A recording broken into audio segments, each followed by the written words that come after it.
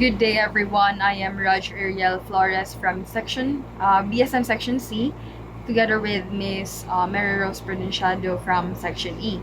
We're going to present the pulmonary tuberculosis.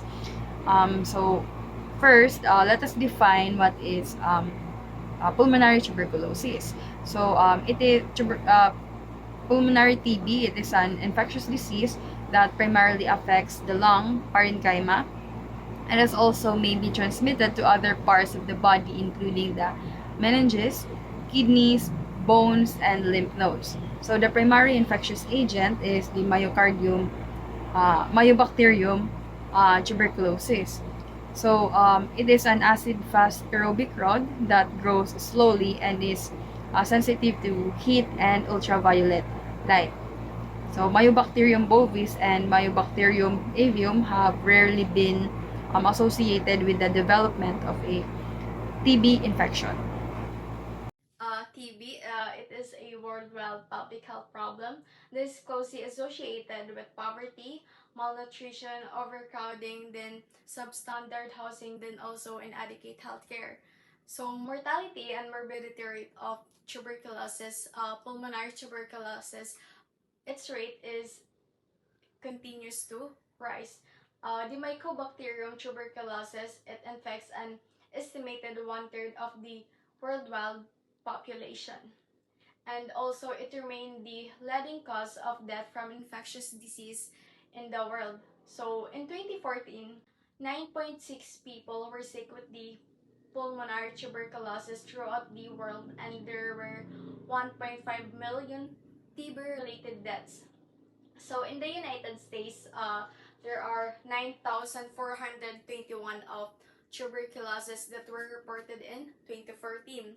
So the factors were the factors that prevent the elimination of tuberculosis in the United States, it includes the prevalence of the tuberculosis among the foreign-born residents.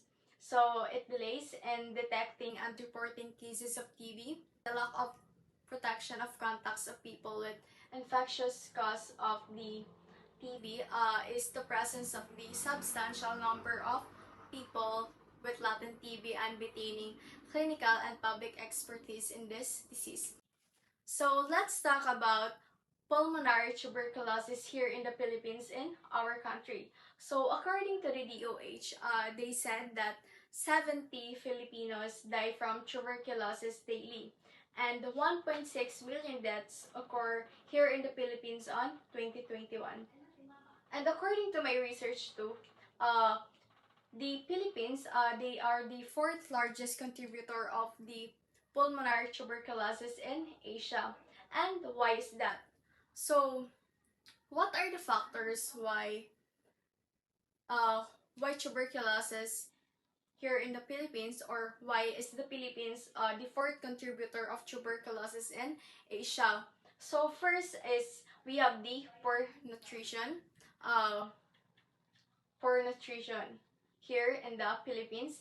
Kasi we're all aware that there are many people that are malnourished here in the Philippines, which is one of the factors that contribute to the pulmonary tuberculosis.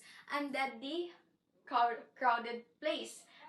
We all know that if you are living in a crowded place, madaling makahawa yung pulmonary tuberculosis because uh, its transmission is airborne transmission, and especially if you are living in a squatter area, like for example in the Philippines, here in the Philippines at the Manila, those people that are living on a squatter area, let's say may mga tao kasi na sobrang dikit-dikit, like literal na squatter, or iba naman is nakatira sa ilalim ng tulay, which we say the squatter area, or it is very crowded in there. Or let's just say sa Quiapo, madaming tao doon sa Manila. So, it is very crowded. Hindi natin alam kung sino ang nakakasalubong natin araw-araw. And we don't know if that person has pulmonary tuberculosis. So, madali lang yung transmission. Madali lang yung transmission because you are in a crowded place. And then, after that is a poor ventilated environment. Then, smoking. Also, the alcohol use. So, in smoking and alcohol use, It is also one of the factors that contributes the pulmonary tuberculosis here in the Philippines. So, bakit smoking? Because, di ba, smoking, it damages our lung, and especially alcohol use if nakikiinom ka. Lalo na kapag nakikiinom ka at kapag nagtatagay tapos isa lang yung baso, and you don't know if that person na nakakainom if may pulmonary tuberculosis ba siya or wala. So, be careful dun sa mga umiinom, especially if isang baso lang yung gamit. So, if nakikinom ka, so just use dapat yung baso is tag-isa-isa. Then, we have the HIV and diabetes. So, HIV and diabetes, madali lang mahawa ng pulmonary tuberculosis because the immune system is weak, the patient is immunocompromised, and if the patient is immunocompromised, madali lang mahawaan yung tao kasi the Mycobacterium tuberculosis, it is a very opportunistic pathogen. So for the signs and symptoms, this includes the low-grade fever, cough, night sweats, fatigue, weight loss, and hemoptysis or means also occur. Hemoptysis, it is the coughing of blood. So for the laboratory and diagnosis, so this includes the sputum microscopy. So it is the examination of sputum acid bacilli or AFB under a microscope remains a key diagnostic tool. Also, we have the gene expert MTB or RIF. It is a molecular test that detects TB DNA and rifampicin resistance, which is artificial for diagnosing drug-resistant TB. Also, we have the sputum culture. So, it is culturing Mycobacterium tuberculosis from sputum samples and is gold standard but takes several weeks to yield results. Also, the chest x-ray. This can show classic signs of TB such as cavitation, infiltrates, and hilar uh, lympha, lymphadenopathy. And also, we have the tuberculin skin test or interferon gamma rays release assays or the IGRAs. It is used to diagnose latent TB infection by detecting immune response to TB antigens. And lastly, we have the CT scan. So this provides a more detailed image of lung damage in complex cases. So let's proceed with the pathophysiology of the pulmonary tuberculosis. So the causative agent of the pulmonary tuberculosis is we have the Mycobacterium tuberculosis. So we have the modifiable factors and then the non-modifiable factors. So on the modifiable factors, we have the high-risk community, and then the low-income communities, and then the healthcare facilities. So the high-risk community and then the low-income communities, like what I said, yung mga factors kanina na nabanggit ko, on the prevalence, and then the healthcare facilities, because dun treat yung mga patient na merong pulmonary tuberculosis. And on the non-modifiable factors is we have the old age, children, low socioeconomic status, and then the drug addicts, and then the immunocompromised patient, and also the healthcare workers. So, old age children, may hina yung mga immune system, and then the low socioeconomic status, yung mga nakatira or mga low socioeconomic is yung mga dikit-dikit ng bahay or hindi masyado ano. And then we have the drug addicts, of course, yung health nila also on at risk then. As what I've said, the immunocompromised patient and especially the healthcare workers too, ang mga nakakasalamuha sa mga patient na merong pulmonary tuberculosis, so they are at risk too. So, the causative agent, the Mycobacterium tuberculosis, it will inhale, mag-i-inhale siya ng aerosolized spores. It is the mode of transmission. It's either direct, indirect, or the fomites. Kasi yung pulmonary tuberculosis is nag-spread siya through airborne. So that is the mode of transmission which the spores of the Mycobacterium tuberculosis is inhaled. So upon the inhalation, it will invade the respiratory system. So it will pass through our larynx, pharynx, and then the trachea. So kapag na-inhale na or nakapas na sa larynx, pharynx, and then trachea, the Mycobacterium tuberculosis, it will enter to the lungs and it will affect the alveoli. So kapag nandun na sa alveoli, yung microorganism, the Mycobacterium tuberculosis, the phagocyte will engulf the bacilli. So, as you all know that the phagocyte, it is a type of immune cell.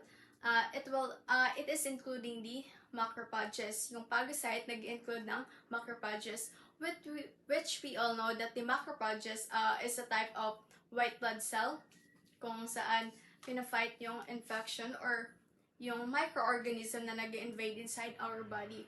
So, the phagocyte, it engulfs the Mycobacterium tuberculosis, yung microorganism or the bacteria that causes the tuberculosis.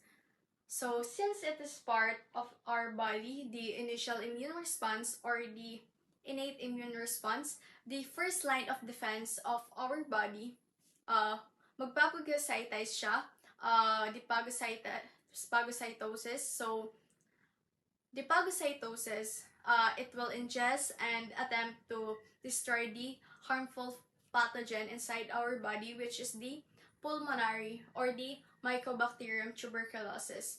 But since the Mycobacterium tuberculosis pag-fight ng phagocytosis, since resilient yung Mycobacterium tuberculosis, so instead of being killed, yung bacteria is nag-survive inside the body sa phagocyte.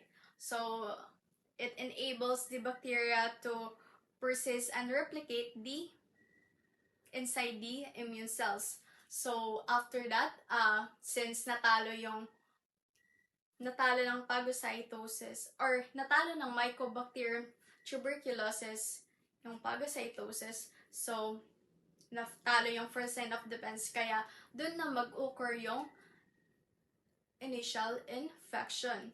So, after 2 to 3 weeks, the immune system mag-respond ulit siya. Kasi, di ba, instead of makill yung bacteria before sa innate immune response or sa initial immune response, dumami siya.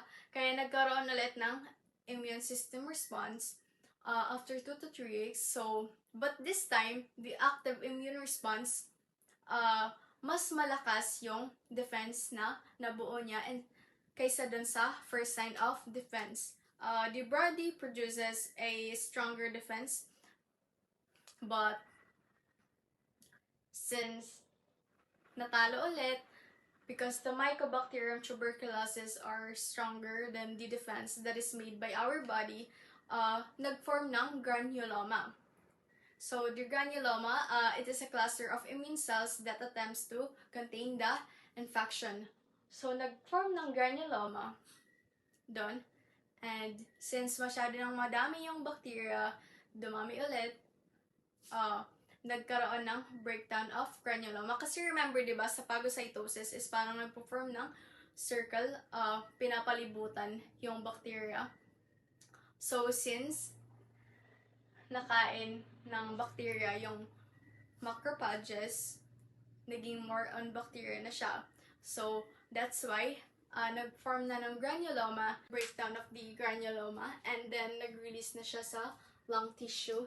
And knowing the bacteria, nag-multiply na siya on the lung tissue. Yung Mycobacterium tuberculosis is dumami na ulit sa lung tissue, kaya nagkakaroon ng inflammation sa lung, and then tissue destruction, and then formation of the cavity sa lung tissue. So, bali yung itsura niya sa ating lungs kapag affected na doon is parang cheesy-like na siya.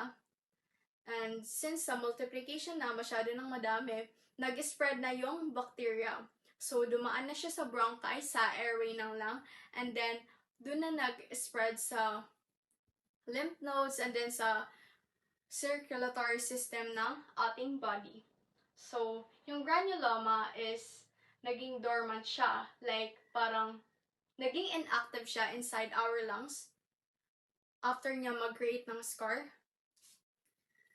Yung granuloma naging inactive sa ating lungs, so nandun lang siya at nag-form siya ng gun complexes, which is nag-form siya ng scar sa ating lungs. So, the gun complexes, the scar of the lungs, that is caused by the Mycobacterium tuberculosis is makikita mo siya kapag nag-x-ray yung patient. Makikita mo doon on the x-ray like yung parang cloud na shape doon. And after that, since tapos na yung initial infection, magpo-proceed na either sa latent infection or sa initial infection. If you have a strong immune system na nadapuan ng Mycobacterium tuberculosis, mag-heal yung lesion, kaya magpo-proceed to the latent period or the latent infection. Since malakas yung immune system ng patient, or let's say the asymptomatic ones, there will be no clinical manifestation kasi malakas naman yung immune system na labanan. But since it is dormant, nandun na, nagka-scar na, not because or just because it entered the latent the latent period or the latent phase, hindi na siya pwedeng ma-reactivate. It can be reactivated if the patient is immunocompromised because we have some factors for reactivation of the pulmonary tuberculosis. So, as what I've said, we have the immunocompromised, chronic disease, old age or pregnancy, or exposure to the infection. So, pwede siyang mag-reactivate if those factors nagkaroon yung patient, even though nag-heal na siya ulit. Kasi, di ba dormant siya, so nandun lang siya. Naging scar na kasi siya, so nandun pa rin. That's why, if mag-heal siya, it can also be reactivated. The reactivation of the initial infection will be discussed by Ms. Flores. So, I just want to say that the flow of the pathophysiology of the pulmonary tuberculosis is the inhalation of the Mycobacterium tuberculosis. Then it will pass through it will invade the respiratory system. Then immune response yung ating body, and then the initial infection will occur, and then the dormancy, the pulmonary or the mycobacterium inside our body will become dormant, and it can be reactivated if ma-trigger siya sa mga factors na nabanggit ko earlier. But on some other case, hindi naging dormant yung pulmonary tuberculosis, is nagpo-proceed agad siya ng initial infection if masyado talagang mababa yung immune system or the patient is really immunocompromised. So next, we have the treatment algorithm. So for assessment and diagnosis, assess for TB symptoms, which is a persistent cough in more than 2 weeks, weight loss, night sweats, hemoptysis, or the coughing up of blood, and then the fever. So this includes the sputum examination, chest x-ray, and then the DST, or what we call the drug susceptible testing. So for the sputum examination, smear microscopy for acid fast bacilli, sputum culture, or the gold standard, which is takes 2 weeks for results, and then molecular tests. So example dito is the Gene Expert MTB and RIF to detect TB and rifampicin resistant. So for the drug susceptible testing and DST, perform DST if rifampicin resistance is detected or suspected. So example, in previously treated TB or high-risk patients. So if MDR-TB is suspected, perform more extensive DST for second-line drugs.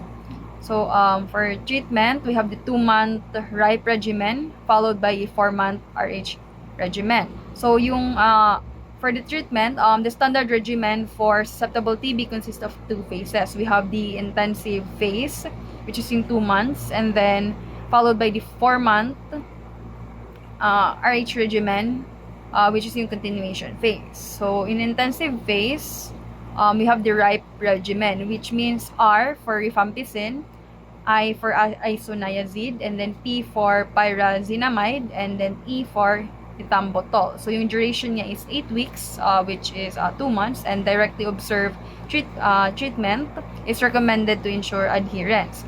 So, for the continuation phase, rifampicin and isoniazid. So, yung duration niya is 4 months. So, total treatment duration is in 6 months.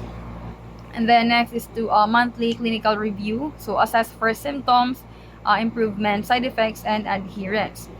So, for the follow-up sputum testing, we have the smear or culture at the end of the intensive phase. So, after 2 months. And then repeat testing at 5 months and end of treatment, which is 6 months. And then if culture remains positive at 2 months, so consider prolonged intensive therapy or drug resistance. So, and then we also have the addressing drug resistance. So, MDR TB. So, multi-drug resistant TB or resistant to at least rifampicin and isoniazid. So, it requires a second-line regimen with drugs such as fluoroquinolones, which is levofloxacin or mexofloxacin, and then injectable agents, which are the amikacin and then capreomycin.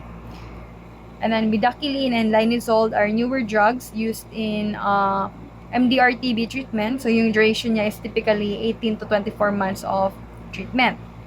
And then for the XDR-TB, or what we call the extensively drug-resistant TB, are resistant to rifampicin, isoniazid, fluoroquinolones, and second-line injectables. So, management requires more complex regimens, often involving newer drugs, which is the bedaquiline and delamanid, and the longer treatment durations.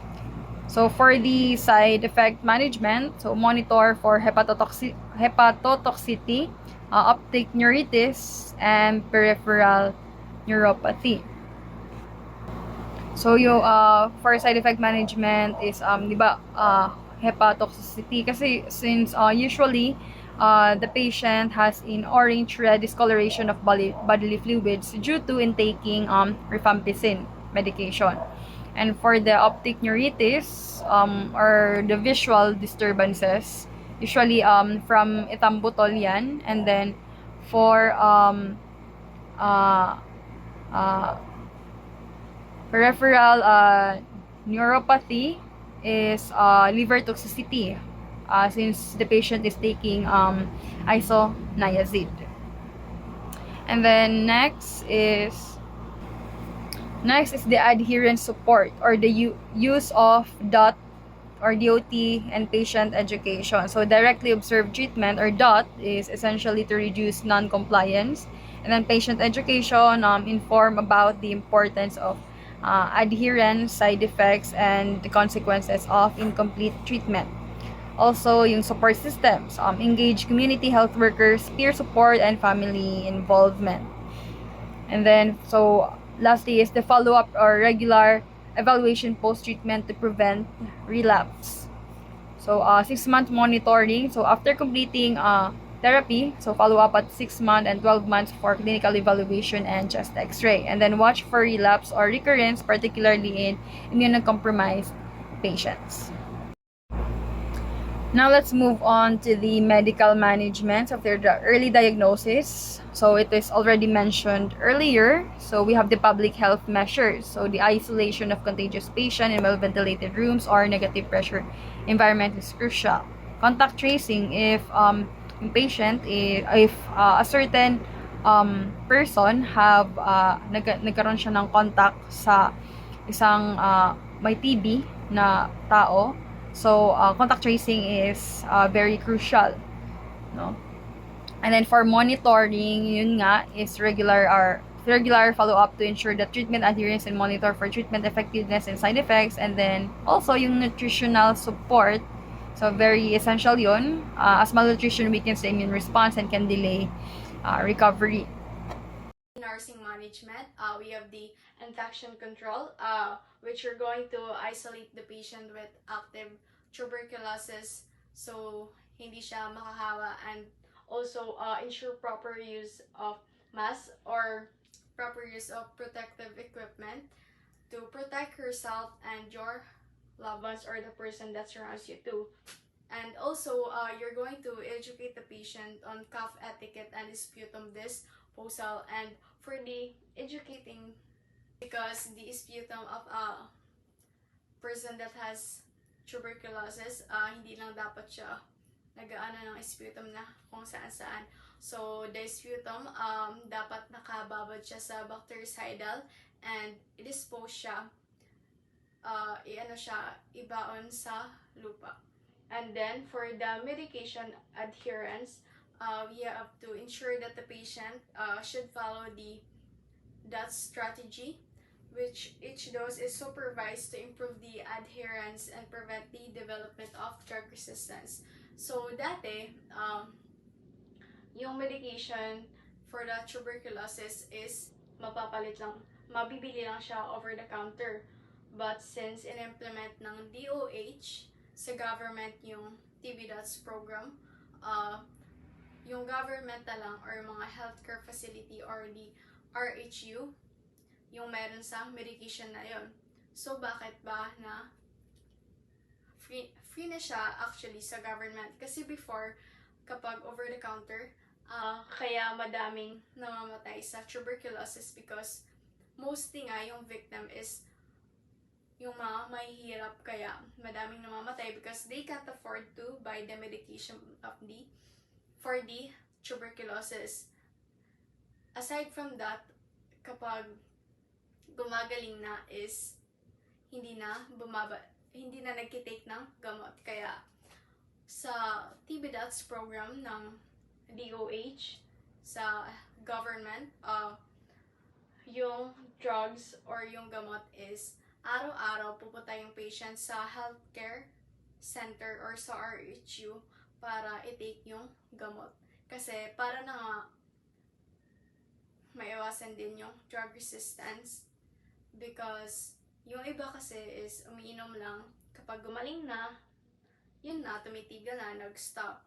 And kapag nag-reactivate yung TB, most of them is naging resistant na sa drug is, kaya naging resistant is, hindi kasi nila tinatapos yung term or proper intake of the medication.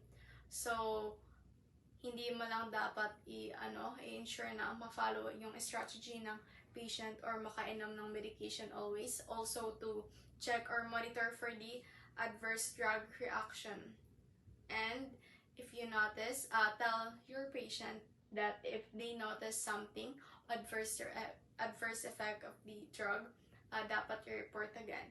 And then, you're going to teach your patient the importance of the full course of treatment. Like what I said earlier,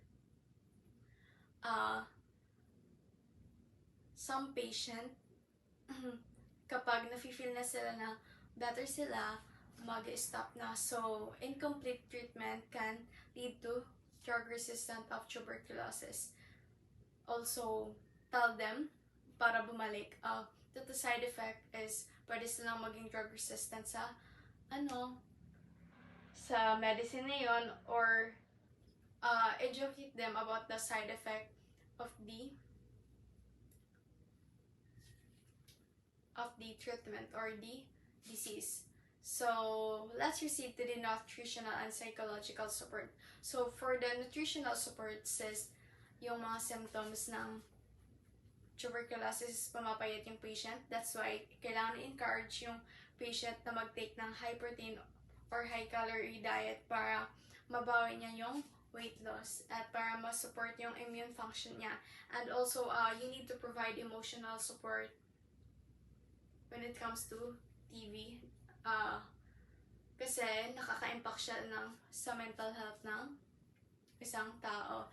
Like for example, kapag malaman ng ibang tao that you have a TB, o may iwas sa'yo kahit you're already healed naman, or kahit nagtitake ka na ng gamot. That's why it's very important to have emotional support to someone that has a pulmonary tuberculosis. And now let's proceed to the prognosis for drug sensitivity tuberculosis. So with timely and appropriate treatment, the prognosis for drug sensitivity, TB is excellent. Cure rates exceed 90%, provided that the patient completes the entire course of treatment. And for the multi-drug resistant TB, the prognosis is less favorable, with cure rates ranging between 50 to 70%, depending on the availability of effective second-line drugs and patient adherence to the longer, more complex regimen. And then for the extensively drug-resistant TB, so this is a rare but serious form of TB with much poorer prognosis due to limited treatment options and the complexity of management. For the complications, without proper treatment, pulmonary TB can lead to severe respiratory failure, chronic lung disease, and death. So that's all. Thank you for listening.